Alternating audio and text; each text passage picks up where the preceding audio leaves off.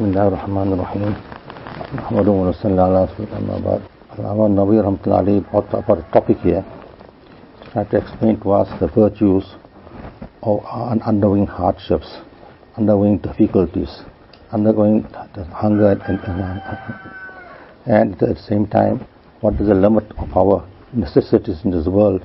How much of food must we eat? How much of our body must we cover? And all our other necessities. The virtues of this are even mentioned here. At the same time, how to curb our desires and to monitor our desires is mentioned here. So the one Nabi Kareem sallallahu incident took place with Nabi Kareem sallallahu alaihi wasallam, in which Abu Bakr radiallahu ta'ala anhu, as Umar radiallahu ta'ala was also present. And we know from the whole creation of Allah subhanahu wa ta'ala, after the Anbiya alayhi salatu wa salam, as Abu Bakr radiallahu ta'ala anhu and Umar radiallahu ta'ala, a very high position they got. So imagine these two companions of Nabi Kareem sallallahu alayhi wasallam, they included Nabi Kareem sallallahu alayhi wasallam in this incident here. And from here we can understand what was their living standard, what was their foundation of living, and what was their mindset, and what was their focus.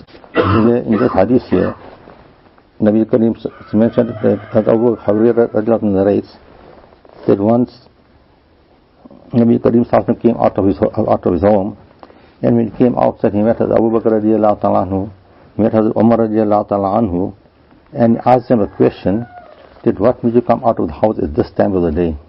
Normally people this time of the day, they don't come out of the house because it's very hot. So they replied, we came out of our house because suffering the pangs of hunger. We thought we might come out of our house, we might get some food to satisfy ourselves. Then Nabi Kareem sallallahu alaihi wasallam said that Allah is my witness also that I came also for the same purpose. That hunger forced me also to come out of my house. So when this happened, then Nabi Kareem sallallahu alaihi wasallam told the two of his companions, just go. And they went to one Ansari's house, farm. They went to orchard. And when they went to the orchard now, the situation was such that the Sahabi was not in the orchard at that moment, and he went out to fetch some water, sweet water, drinking water. His wife was in the orchard, and she saw Nabi Kareem sallallahu alaihi wasallam and two companions, and she welcomed them and made them sit in the orchard. And after a little, then asked the wife, where is your husband? So she replied that he's gone out to fetch some sweet drinking water. And after a little while, the Sahabi, when he came back, he saw Nabi Kareem sallallahu alaihi wasallam with the two companions. He was overjoyed, and he said, I am so fortunate that nobody else will have such a honorable visit at the homes. Anyway, when this happened, because of the happiness which was within himself, he quickly went and he broke a branch of dates, on which there were ripe dates also. There was some half raw and half ripe dates also, and some completely ripe dates also, and put it in front of them to eat.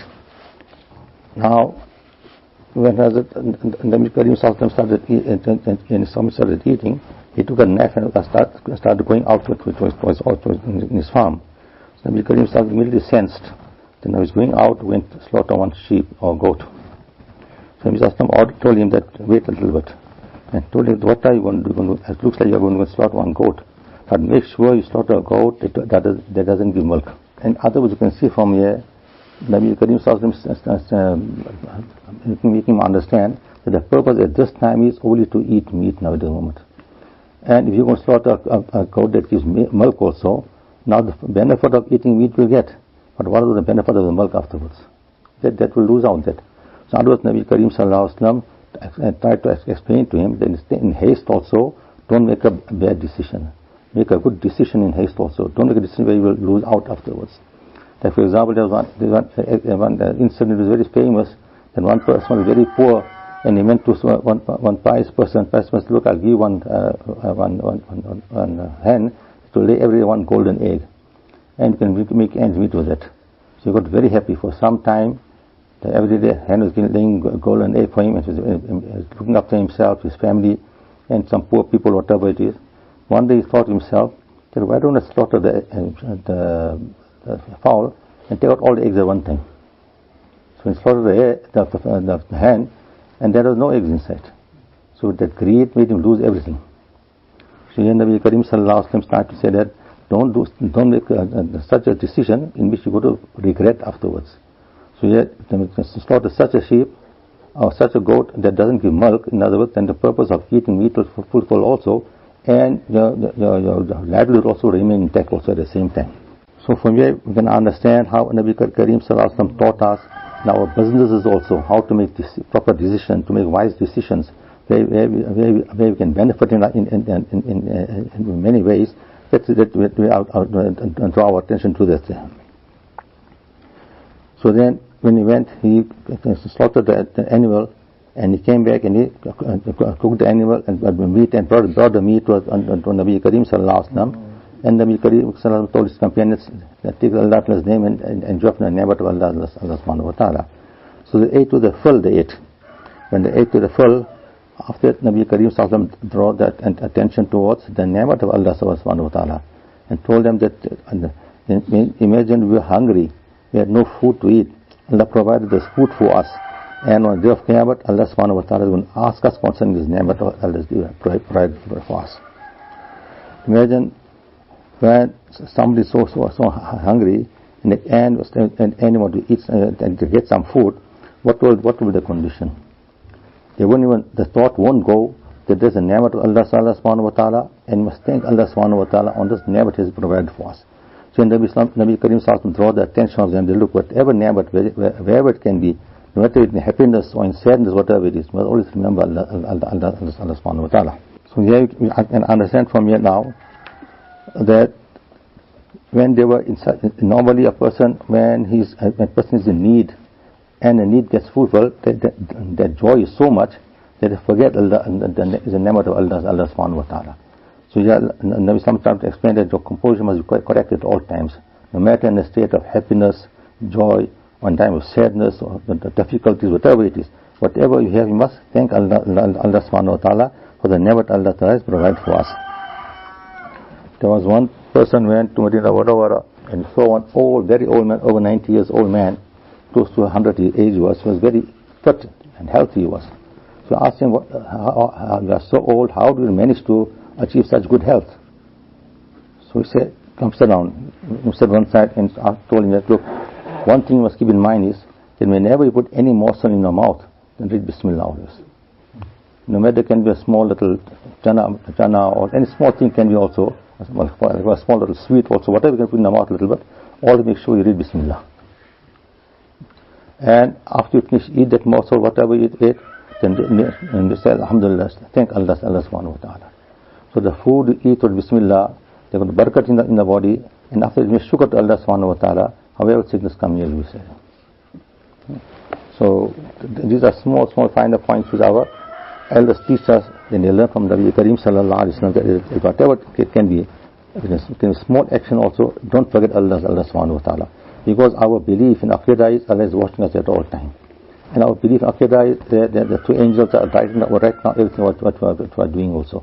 So always keep that focus in mind always, that whatever we do, we have to remember Allah Subhanahu wa Ta'ala, we have to thank Allah Subhanahu wa Ta'ala. So here, Nabi Karim Sallallahu Alaihi Wasallam drawing the attention that for every ni'mat Allah provides for us, we're going to use the ni'mat, and at the same time we're going to be answerable for the ni'mat Allah has provided for us. So we must thank Allah Subhanahu wa Ta'ala on the ni'mat which has given to us. So the purpose of the ni'mat given to us is what? That we could make itaat of Allah Subhanahu wa Ta'ala. When we enjoy a ni'mat of Allah Subhanahu wa Ta'ala, that demands that we go to worship Allah Subhanahu wa Ta'ala and be obedient to Allah Subhanahu wa Ta'ala, and stay away from disobedience of Allah Subhanahu wa Ta'ala. If you do that, then you fulfill the rights of the ni'mat Allah Ta'ala is provided for you. For example, a person is working somewhere, and the person is getting a wage from the person, and because of that his necessities, daily necessities, are being looked after. So what will this person do now? If the way he's working, the employer, if he tells him something, he'll have regards for it. He'll listen to an employer, because he knows I'm getting my wages here and my daily needs are being fulfilled because of that. So imagine this work for you are working. This employer, he never creates you. He never give you lumps. He never do anything. He only give you wages for the time you are spending by him and working for him. But that you are so grateful to him. So what about Allah subhanahu wa ta'ala? Allah subhanahu wa ta'ala provided everything for us. Provided fresh air for us to live healthy also. Provided food for us, our sustenance for us also. Give us families also. Give us friends also. Give us so much of ni'mat Allah that is given to us. And given us children also. All the ni'mat Allah has given to us. It's going to be more obedient to Allah subhanahu wa ta'ala. So it shows that whenever ni'mat comes to us from Allah subhanahu wa ta'ala, then we go to fulfill the rights of the ni'mat by being obedient to Allah subhanahu wa ta'ala. Another hadith here, Hazrat Khalid ibn Umar narrates that Udwa ibn Ghazwan radiallahu anhu, he was the governor of Basra. And Basra is a town which came about in the time of Umar radiallahu anhu. Now the Umar appointed him to establish this town and develop this town. So one day he got all the people together and had a small little gathering, and explained to he announced in the gathering that first he praised to the names of Allah subhanahu wa ta'ala. He praised Allah subhanahu wa ta'ala, and after that he said that this world is quickly going away. It's getting finished quickly. In other words, whatever the age of the world is, the age of the world is coming to an end. In other words, it's like, and give an example of that is like a person has got some utensil and eating some food inside. And at the end, that little food is left in the utensil. What the person will try to take the utensil such a way that he can collect all that food and eat the most also from the food. For example, you got some drink we got, and the drink is a little thick, for example. After you drink the whole drink, at the end, finally the drink is on the side of the glass, whatever it is. You take a finger and try, collect it, or take a spoon and collect and try to eat the last bit of it. So that's the example he gives. The world is coming to its end now. So whatever you can take from the world for the benefit of the year after, take from there, you say. You say, well, this world, you're going to leave from this world, and you're going to go to such a house, you're going to go after this house, you're going to go to such a house which is everlasting. So prepare whatever you can take from this world, prepare and take it for benefit in the year after. So he said the best person amongst you is that person who will prepare for his year after and do such actions in this world that will help him in the year after. He says this is what we have been taught. In other words, he was a Sahabi of Nabi Karim sallallahu alaihi wasallam, and who taught him this? Nabi Karim sallallahu taught him this. In other words, they learned all these things from Nabi Karim sallallahu alaihi wasallam, how to conduct themselves in the world. Then furthermore he said, let me tell you one more thing what Nabi Karim taught us also. He told us that Jahannam is a very deep pit it is. Take a stone and throw it into Jahannam, it will take 70 years for it to reach the bottom of Jahannam. Then he said that in spite of all that, those people who are disobedient to Allah subhanahu wa ta'ala, Allah will fill the Jahannam with them also. At the same time he said that those Jannah also very vast and great, and Jannah also Allah will fill with those people who are obedient to Allah subhanahu wa ta'ala. Then he told the people, you feel very surprised to see this what I'm telling you. Don't be astonished with this, he said. That Jannah is also very big and very vast, he said. The doors of Jannah, the difference between the doors of Jannah is about 40 years of traveling, he said. Imagine how big Jannah will be now. So Allah Ta'ala will fill Jannah also with people who are obedient to him, and Allah will fill Jahannam also with people who are disobedient to Allah subhanahu wa ta'ala. So I said that the reason for people going to Jahannam is because of disobedience, and the reason for people going to Jannah is because of obedience to Allah subhanahu wa ta'ala. And after he said that I'm I'm number 7 in the company of Nabi Karim sallallahu alaihi wasallam. Others, he was in early stages, he accepted Islam. He was 7th in accepting Islam, and he said our condition was such, there was such a condition at that time that we didn't have food to eat. We made a lot of mujahida, in other words, and a lot of exert ourselves so much we didn't have food to eat, but we never disobeyed Allah subhanahu wa ta'ala. We ate the leaves of the trees, we ate so much so that the sides of our mouths would get cracked with it. But for all the difficulties, we never disobey Allah subhanahu wa ta'ala. So this was the condition of their food. And so whatever the condition of the clothing was, say once I found a piece of cloth somewhere, I took it made it in half, and half I used, and half I gave it to my friend Sahab ibn radiallahu anhu. So I used half for my cover my lower part of my body as a lungi, and Sahab radiallahu covered his body and like a lungi to cover his important part. So this was the mujahid, the underwent, and the difficult times. We looked after ourselves, but we never disobey Allah subhanahu wa ta'ala at any time. We bore these difficulties with patience. And when we bore it with patience, now today you see all those people who were in the beginning of Nabi Karim Islam, all of them have become governor of some town, and somebody become government. So at one time they were so poor, they had nothing, but they had trust in Allah subhanahu wa ta'ala, had confidence in Allah subhanahu wa ta'ala, they obeyed Allah subhanahu wa ta'ala, they never go against the command of Allah subhanahu wa ta'ala.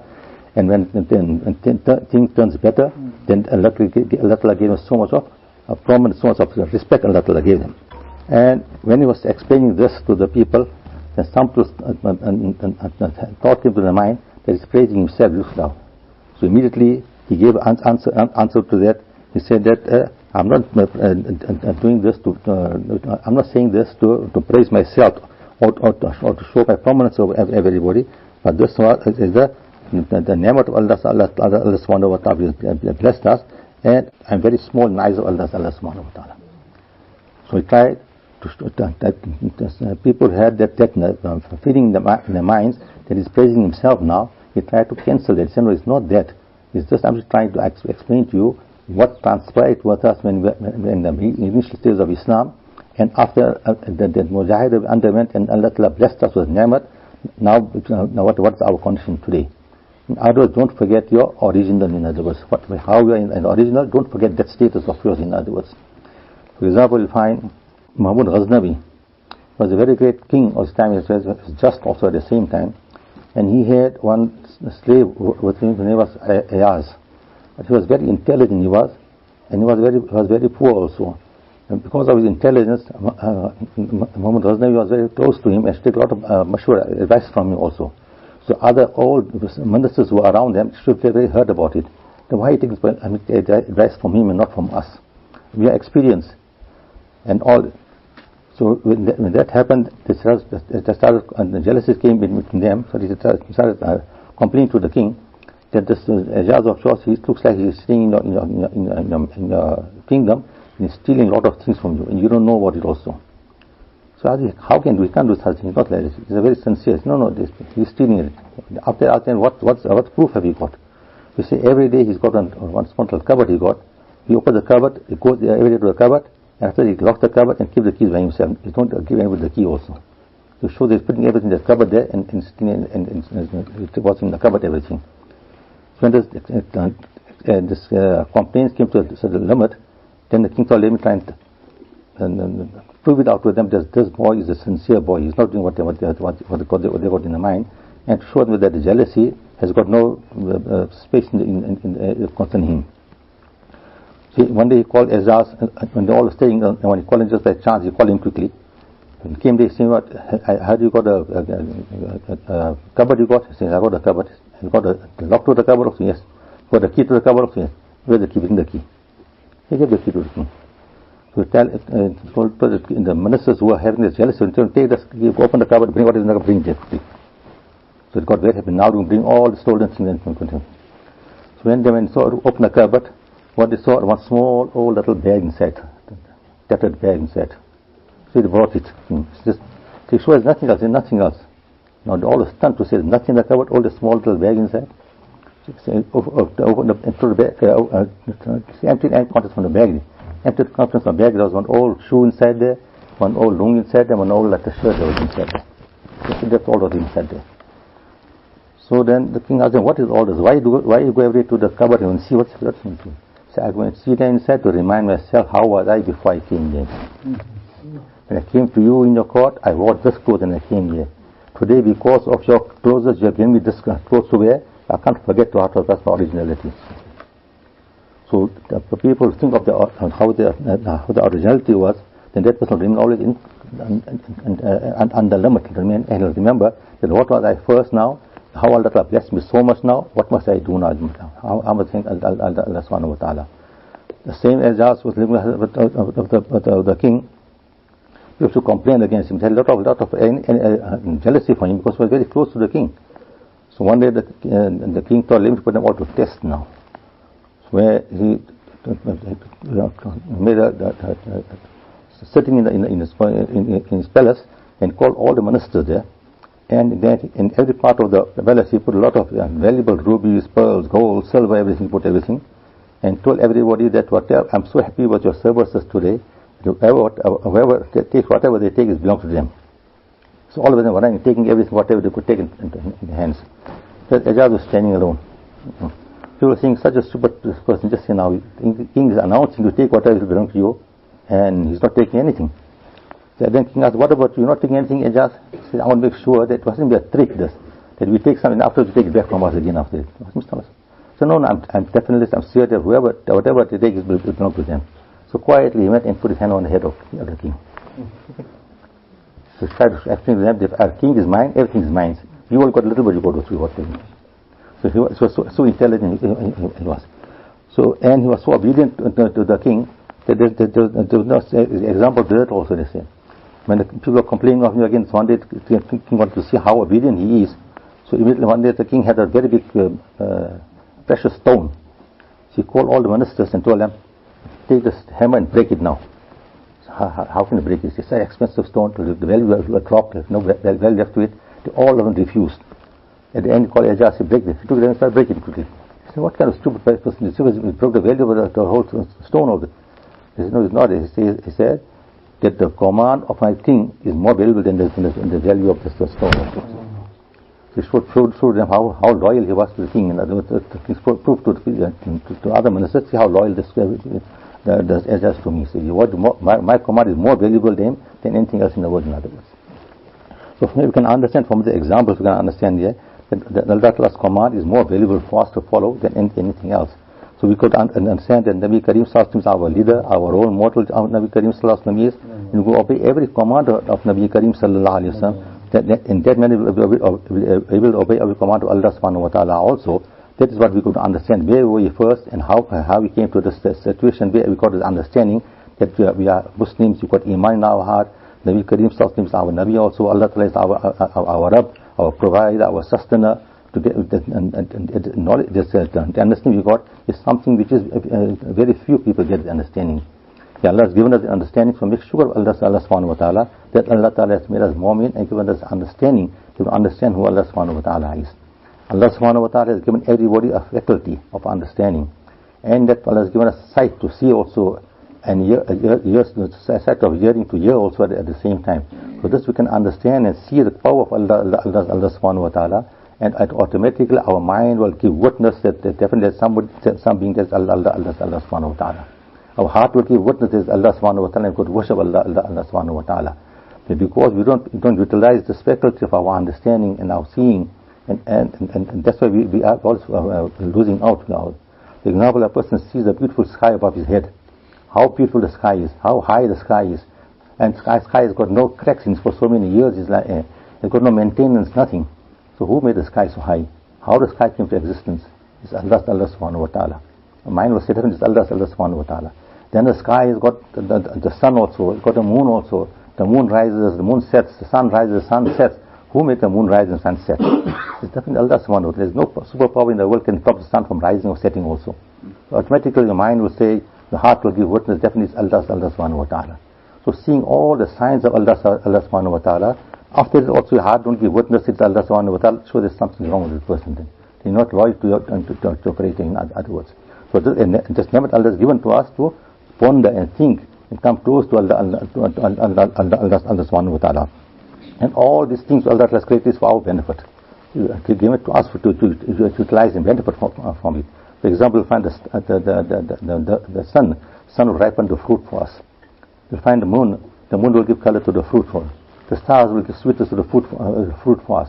So all these things in action is for our benefit, it is for us. And some of the things that is created like on the surface of the earth, like the animals, we can pick them and our control and take work from them also. So everything in the sky, on the earth, is Allah has made musakhar for us to utilize, take benefit from it.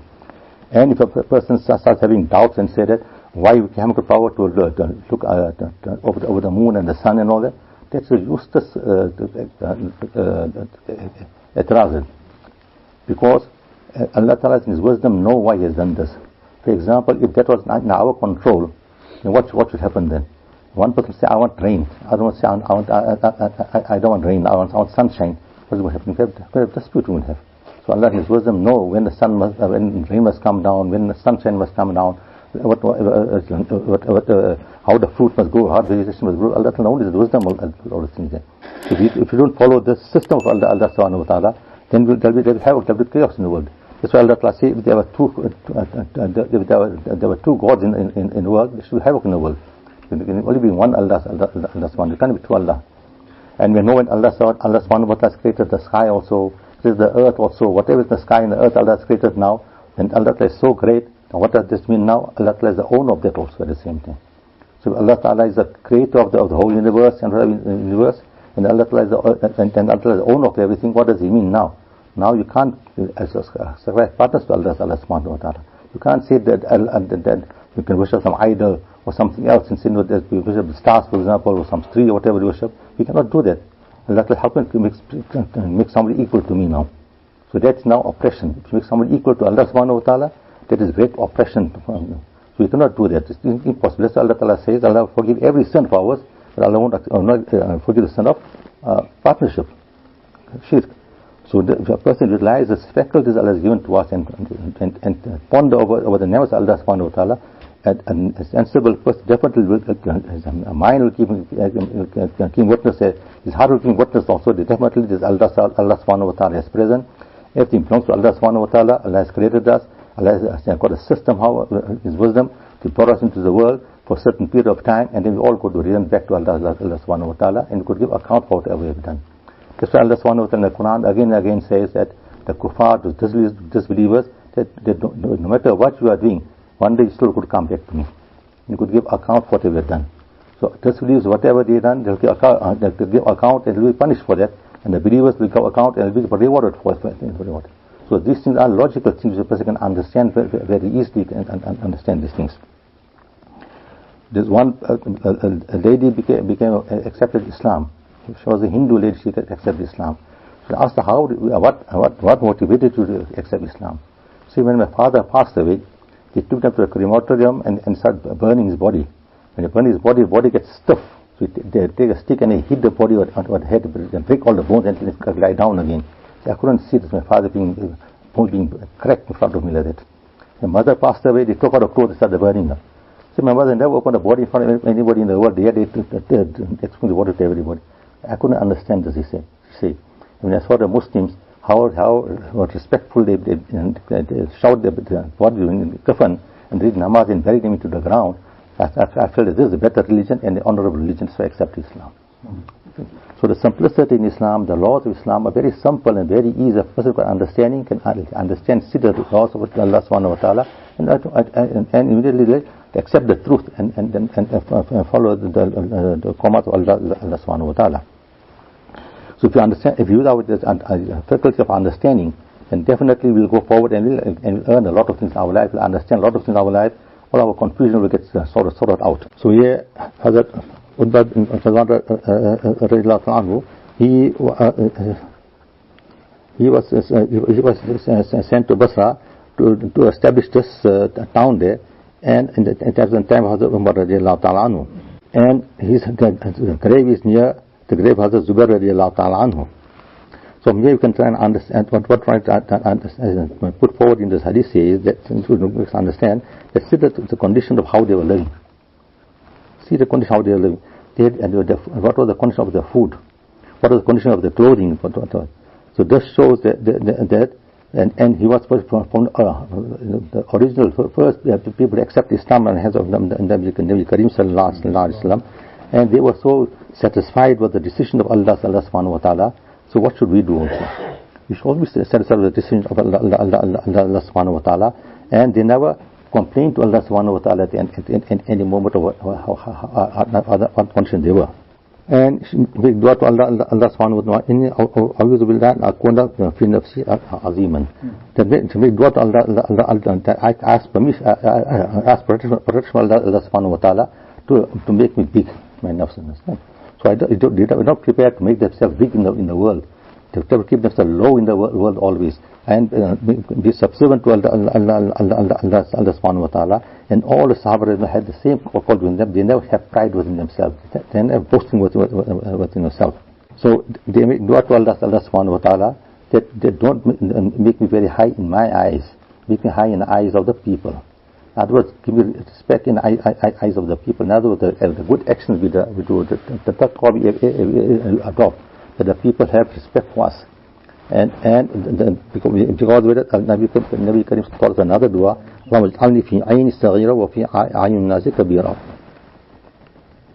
So imagine what Nabi Karim taught us, that make me low in my eyes and high in other people's eyes. What does that mean? It doesn't mean have pride within yourself. It means that make me such a person that I get safe from people's harms. In other words, the people have respect for you, they won't harm you. If people don't have respect for you, they'll harm you. So there's one actually to save yourself from people's harms. In other words, for me, you can understand what status they had in Islam. What high status they had in Islam. In spite of all that, look at their living condition. How much they sufficed, what type of clothing they sufficed on, what type of food they sufficed on. In spite of that, they never complained to Allah subhanahu wa ta'ala at all. They put on to test, or use bad words, or complain against Allah subhanahu wa ta'ala. And look at our lives, and a little bit difficult come, and they will complain to Allah subhanahu wa ta'ala. Allah never provide this for us, Allah never gives this to us. But we don't realize how much never Allah has given to us yet. We don't worry of that. We worry of the negative things. As Muslims, you got to be positive and to understand the ni'mat of Allah subhanahu wa ta'ala, and we got to acknowledge the ni'mat of Allah subhanahu wa ta'ala, then we're going to go forward in our lives. Hazrat Abu Musa Ash'ari narrates that Aisha radiallahu ta'ala anha once showed us a sheet and the lungi, which was coarse, thick and cloth it was. And she told her after that the Nabi Karim passed away in this clothing, he passed away. There was one sheet was covering himself, and one lungi was also not a fine lungi, it was a coarse lungi it was. So imagine the time Nabi Karim left the world, he left the world in this clothing, left the world. To show the simplicity of life Nabi Karim led in this world. Although at the end things opened up for Nabi Karim also, they got wealth also, had nobody came to them also, but his life, but his state of the servant of his life was all the same. He never changed the status of his living. He lived the same status how he was as before. In other words, Nabi Karim taught us how to live with the people. The people of the category, live with them so that you can mix with them and you can help them out. If you're going to raise your status and the people are poor, how are you going to look after them? How are you going to attend to them? How will they have how will they impact on their lives? If you live according to them, how they are living, then it will have impact on them also, and they will feel comfortable also at the same time. So you'll find Nabi Karim whenever anything came to him as a gift, he should distribute it among the Sahaba. Azwaj Mutaharat, they should get so much of wealth, they should get to distribute everything to the people, and live how they are living, they should live. So this has been taught to us, they live according to how the people are living. Don't raise your status unnecessarily. And when a person raises his status unnecessarily, whatever now, because of jealousy comes about now, then people want to harm somebody, then find incidents take place in our society, like kidnapping takes place after that, and find all different types of incidents that take place, the theft takes place after that, whatever else. All and threats take place after that. All this happened because we have raised our status a little bit. So we live within our status, and there's nothing wrong. At one place, there was one person, he went to one wedding, and saw one friend came and started posting to him to see what a beautiful car I've got now, and what an expensive car I've got now. So this person very cool and calmly told him, I think this car is it belongs to the bank, I think, isn't it? He got very upset. How can he say? He said, but you want to buy the car cash, or you buy it from the bank? From the bank, he said, they belong to the bank, not belong to you. You got no right to be boastful about it now. So if you raise our status unjustly, unlawfully, then that is not beneficial for us. So if something according to our taste and our desires, we get something which is lower than that, then we get sad, we get hurt. That Allah never gives something according to our status. Whereas Sahaba Karam, look at their condition. Whatever they had, they were happy with it, they were satisfied with that. And by making that mujahada, Allah gives much more afterwards at that period. And this is a rule of Allah, the law of Allah subhanahu wa ta'ala. The person who adopts taqwa, and is obedient to Allah subhanahu wa ta'ala, after some time, Allah blessed him with a lot of ni'mat after Allah blessed him. But when Allah blessed him with ni'mat, then there also now he's got a limit with the ni'mat. To fulfill the rights of the ni'mat is fulfilled now. For example, in the beginning he had no wealth with him. He made mujahida, he kept up with the laws of Allah subhanahu wa ta'ala, he never steal, he never look for haram ways of earning the livelihood. Allah blessed him with wealth after that. When the wealth comes to him now he's got responsibility with that wealth. There's the rights for the poor also in that wealth also now. Rights for his family also in that wealth also now. It doesn't mean now you've got wealth, now you spend on yourself and lavishly and start boasting in front of people. You got a right in that wealth. Now look after the poor people. You got to give zakat also, you give sadaqah also, you give all. So a person will follow that rule of Allah, law of Allah subhanahu wa ta'ala, all his remains safe, he remains always. We call it, they say Nazarabat, he says get safe in Nazarabat also at the same time. So our situation and the situation of the Sahaba Kiram was what?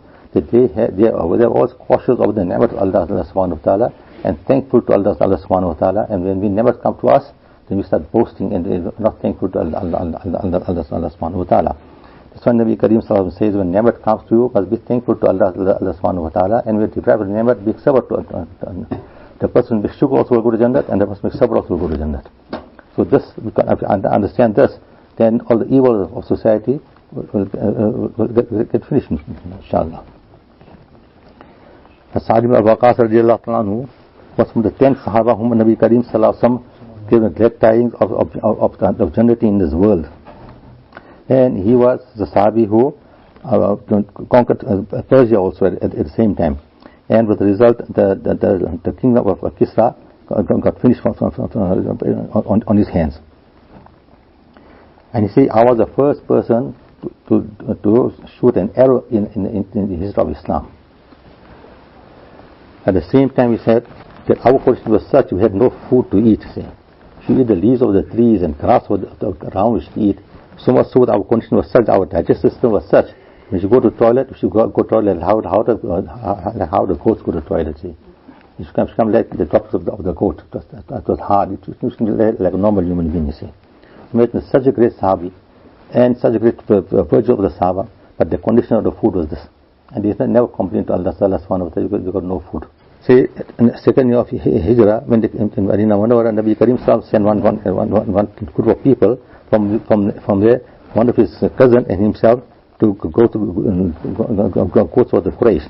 So he had a little bit of a skirmish with them, and then they went to the little fight went, and he was the first person who shot the arrow in the history of Islam towards the Kufar Makkah Mukarramah.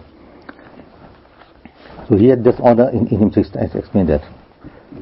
From this hadith we came to understand that what was the condition of their lives. Although they were such great Sahaba, they were so great work they do to Islam, they defended Islam, but what are the living standards? The living standard was above board. Whatever Allah provided, they lived within that. They never have greed within themselves. They never have jealousy within themselves. They did whatever Allah provided for them. And they never complained to Allah subhanahu wa ta'ala, and never upset with Allah subhanahu wa ta'ala. Allah has given us less today, or we're supposed to get more, we deserve more, because we are the first Sahaba of Nabi Kareem Sallallahu Alaihi Wasallam, we support Nabi Kareem Sallallahu Alaihi Wasallam, sacrifice for the sake of Islam, we're supposed to get more. They never complained, but they were satisfied with what Allah ta'ala provided for, and what the condition Allah ta'ala kept them, they were happy with that condition also. So, and because of this contentment they had within themselves, they always progressed. So we understand we got to have contentment within ourselves. Contentment is very important. In contentment you cannot buy with money. Contentment will come with our understanding and dedication towards Allah subhanahu wa ta'ala. Dedication towards the deen of Allah subhanahu wa ta'ala. That will bring contentment within ourselves. Here in another hadith here, Abu Hurairah narrates that Nabi Kareem Sallallahu Alaihi Wasallam made dua that, oh Allah, give Muhammad Sallallahu Alaihi Wasallam and his family so much rosy, so much sustenance that is sufficient for them only. Imagine how Nabi Kareem Sallallahu made dua for his own family. He got so much sustenance that is necessary, is sufficient for us only. He never made dua for abundance of sustenance. Like how normally we'll find that we worry for our children and our grandchildren and great-grandchildren, we worry to prepare for everybody and leave empire behind for them. Nabi Kareem Sallallahu never made that type of dua. The dua give us so much that is sufficient for us. That's why you find in the hadith when Nabi Karim sallallahu alaihi wasallam, for days and days they had no food to eat. They shouldn't eat food in the house. The stove shouldn't light in the house also. They had so much they should love whatever they had, they love that. So they live like how the normal people live, they live like that. So this is dua of Nabi Karim sallallahu alaihi wasallam, because understand that the purpose of our life is not to acquire immense wealth. The purpose of life is to obey Allah subhanahu wa ta'ala, to fulfill the commands of Allah subhanahu wa ta'ala, and collect so much of rewards in this world that will help us in the year after. In other words, our focus will be the year after always. No matter what situation that will keep you, don't turn towards haram. Don't do something just will to Allah subhanahu wa ta'ala. So yeah, the dua Nabi Karim sallallahu made was that give me so much sustenance that I can live fully. I can be alive, in other words. So in other words, we as Muslims who love Nabi Karim sallallahu alaihi wasallam, we could keep the thoughts in mind also. Although we cannot bear that difficulty, we cannot bear that type of hardships, but we should love this way of life, in other words. A person sometimes, as a Shaykh Ramtulash give an example, he say, a person is diabetic, and now he can't eat sweets at all. But at the same time, he loves sweets. I love sweets, but because of my weaknesses, now my sickness, I cannot eat that sweet. But he loves the sweets. The same man will love the way of Nabi Karim sallallahu alaihi wasallam, love the way of the Sahaba kiram. Although we cannot put in that category so much mujahada, at the meantime, whatever Allah Ta'ala provide for us, we have sabr within ourselves. We know how to conduct ourselves. We won't turn towards haram. We have this within ourselves. One hadith here, Abu Hurairah narrates, it takes custom say that no one is worth of worship besides Allah subhanahu wa ta'ala. So at times would come when I get so hungry. That my liver should start paining, you see. I should fall to the ground and press my stomach to the ground to satisfy my hunger a little bit. At times I should pass the stones on the stomach and press my stomach so much the hunger should subside for a little while. And in spite of that, sometimes I should faint or lose consciousness also at the same time. So one day I was in this condition here, and I sat on the way somewhere where the Sahabas go past. That maybe some Sahaba will see my condition and give me something to eat. So when I sat there and I saw that Umar radiallahu ta'ala going past, and he wasn't talking, he said salam to me. So I thought, let me get into a discussion with him and ask him something. Maybe he'll understand my position and he'll give me something to eat. And I asked him the meaning of one ayat. He gave me the answer of the ayat and he carried on further. So he said, I felt now depressed now. What will happen? I sat for this purpose and nobody looked after my needs, whatever it is. And after a little while, Nabi Karim sallallahu came past there and saw Abu Hurairah sitting there, and he understood that now he's the problem, he's hungry, whatever it is. So Nabi Karim sallallahu told Abu Hurairah radiallahu anhu what's happening, why are you sitting here? And when we called him by his name, he said, I'm present here. So Nabi Karim saw him in this condition, and Nabi Karim told him that come with me, and I'm taking home, come with me. So he started following Nabi Karim now. Nabi was walking fast, and he was walking slow because he was hungry, he was weak, walking slowly behind Nabi Karim sallallahu alaihi wasallam. When we went to the house of Nabi Karim sallallahu alaihi wasallam, he asked permission from Nabi Karim sallallahu alaihi wasallam, can I enter the house or not? Nabi Karim sallallahu alaihi wasallam come inside. When he sitting in the house, then Nabi sallallahu brought up a bowl of milk that was inside. When asked his wife that where the milk came from, he said that one of our neighbors sent us milk as a hadiyah for us. Ansari Sahab send this milk as a hadiyah. Normally, when Nabi Karim some send things for gifts. Sometimes something was the hadiyah present, and something was sadaqah sometimes. Whatever was some sadaqah, Nabi Karim also distributed among the Sahaba, and especially those Sahaba who were Ashab Sufa, distributed among them. Whatever was a gift, was a hadiyah, that he used himself, and for his visitors also he uses. So here when he saw that this milk that came was hadiyah, I thought he could use himself also. So Nabi Karim sallallahu alaihi wasallam also responsible for feeding those people who were sitting on the platform called the Sahab Sufa, where their purpose only to learn the deen. They shouldn't go to work anymore also, and whatever the Sahaba had in the orchard also should bring and leave it there. Whatever little food they should come and leave it there, and the Sahab Sufa should eat from there, they should eat. And that's how they should live. So yeah, when this happened, then Nabi Karim Sallallahu Alaihi Wasallam told Abu Hurairah radiallahu ta'ala anhu, now you could call the Sahab Sufa now, because I've got a bowl of milk here, good here, and call them also to help join us in this in drinking of the milk now. Now the Abu Hurairah says, now think to myself now, I am so hungry myself. This milk was sufficient for me alone. Now Mr. Nabi Karim Sallallahu Alaihi Wasallam was going to call all Sahab Sufa now, and went to the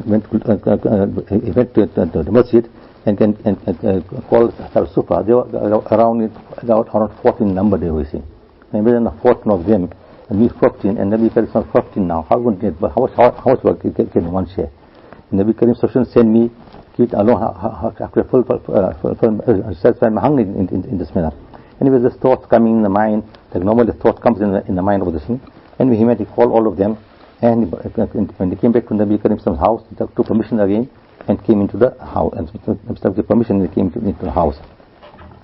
When they sat down in the line, then Nabi Karim Sallallahu Alaihi Wasallam took the milk and gave it to Abu Hurairah to feed them now. Okay. So he took the milk and gave the first Sahabi to drink the milk. He drank his full and gave the milk back to the bowl back to Abu Hurairah.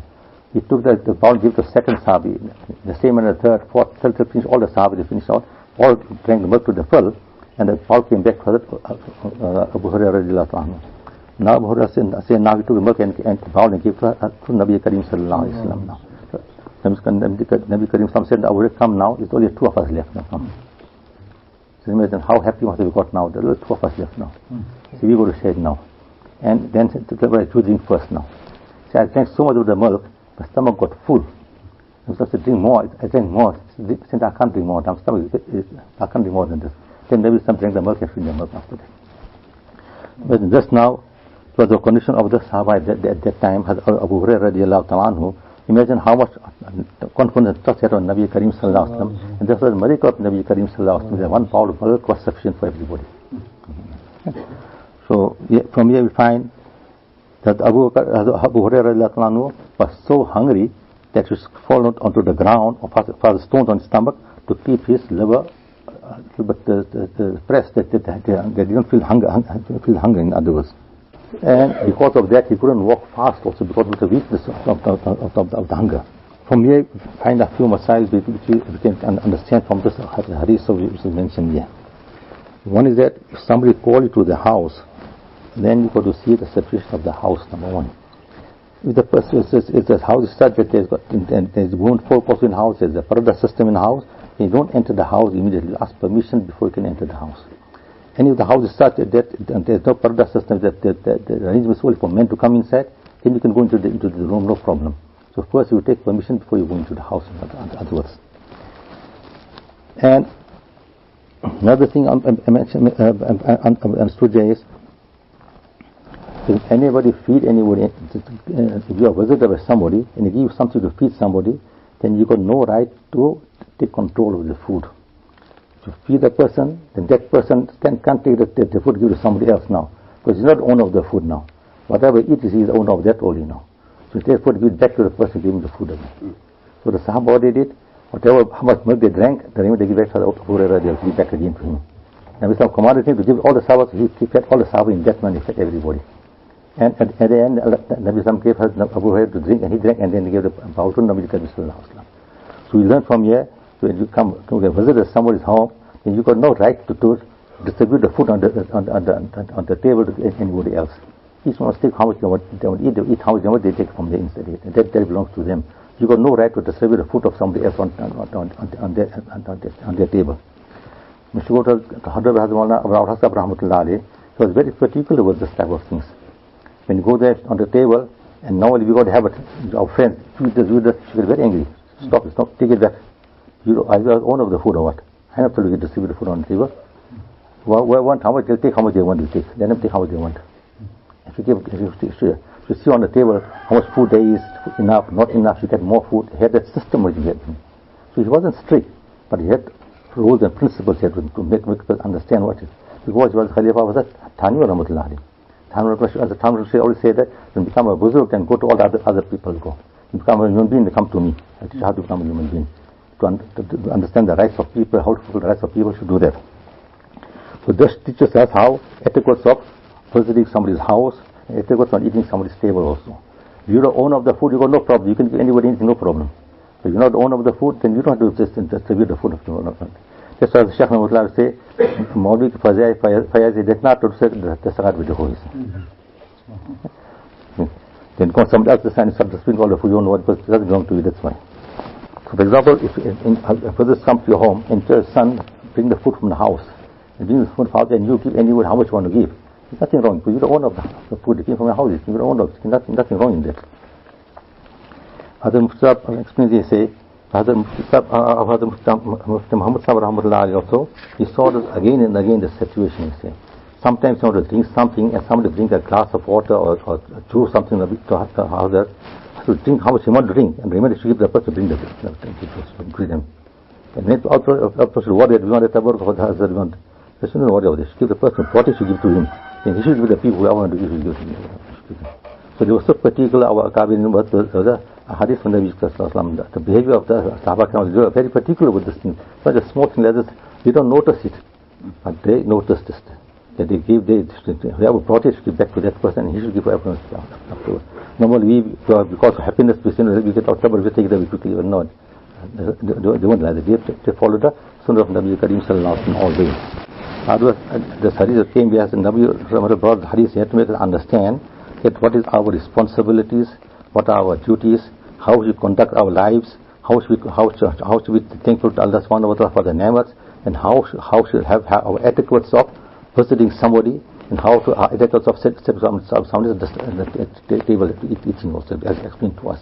So every small thing teaches us something. For example, we find one hadith also will find that one Baddu came to the masjid, he started urinating in the masjid. Now people got upset, how can you drink the masjid? Stop them, don't do all that. Leave him, they don't know what he was doing. After they finished, turn to water and wash the masjid park again. Oh, you learn from me what you learn from me now. How to make a parking park also. How to have tolerance within yourself also. And how to teach a person what is right and what is wrong also. All this we learn from one small lesson, so much we learn from the religion.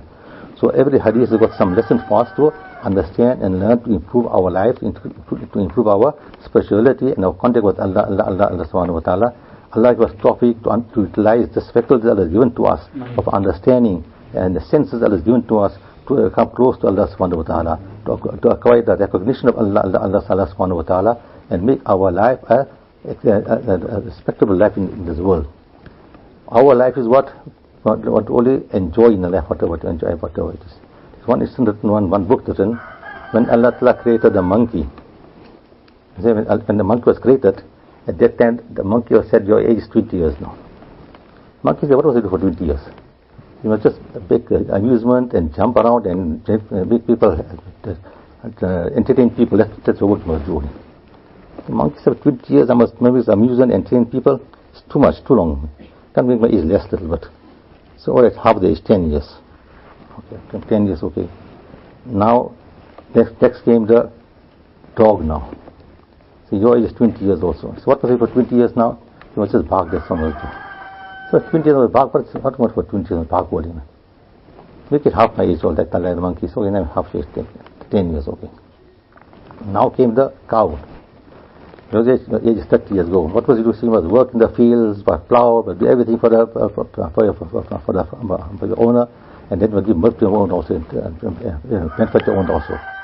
The cow said, this stuff too long for me, too much. 30 years I must do this work, just I must slog and work and all for this.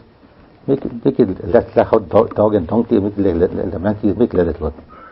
So with 10 years also, 20 years less now. Now it came the time of human being now. So your age is 30, your age is 20 years now. Understand? So what was it for 20 years? 20 years you must only enjoy yourself, whatever. Nothing else must do. What do you want me to say? For 20 years, enjoy, it's too little the time is, man. There's more time to enjoy. It's too little the time. How can you for 20 years only? So okay, now the 10 years of the dog was given to you also. The 10 years of the monkey was given to you also. The 20 years of the cow was given to you. Now you're 60 years. Now enjoy yourself. So for me, what I see from you have to understand from me, our life is like that. Our system of our life is like that. For the first 10 years, we are playing like monkeys. We are entertaining people, the children we are doing everything. Another 10 years now, what do you do now? Now, after that, another 20 years now, We are working like the cow, which is working, not trying to halal, haram, nothing, just working whole time, just working. And then after that, now when the last 10 years come now, we have become like that dog now, which is barking everybody now. So you can't do anything now. So this shows us that how is our lives. Our lives is not like the monkey and the dog and the animals. Our lives are very valuable life Allah has given to us.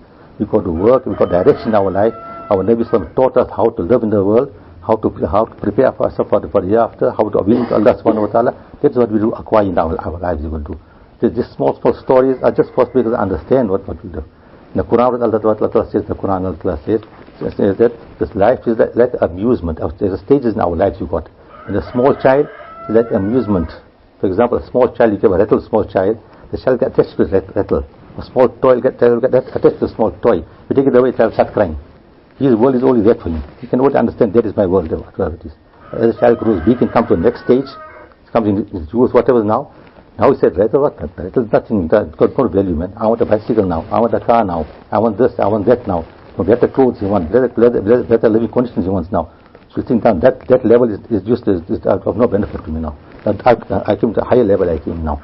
Now you come to understand, because mind is developed to understand those things now. But after that now, whatever, when you go to higher level you go now, when it comes old now, you understand that also is useless everything. There's no benefit now. Now we leave the world, I go, whatever, I want to take what's now. So all after that, it comes to realize that all the stages are useless for me. And now, when he leaves the world and go away, then comes to realize in the year after, all this was useless in the world. I should prepare for the year after. I should benefit here now, today now. So the stages of life is also mentioned in the Quran. It's such a way to us. We understand those stages of life. We understand the reality of life. When we understand the reality of life, then our direction, focus will be correct after that. So we could keep that in mind. Our deen is a perfect deen, complete deen. Allah has given us the Quran. We could understand, ponder over the Quran. In the olden days, the people should learn the Quran at night, understand the Quran, and they should practice on the Quran daytime. Now at night, we don't know what, we've got no time to learn the Quran, no time to ponder over the Quran, no time to change our lives, better our lives. We haven't got the time for that.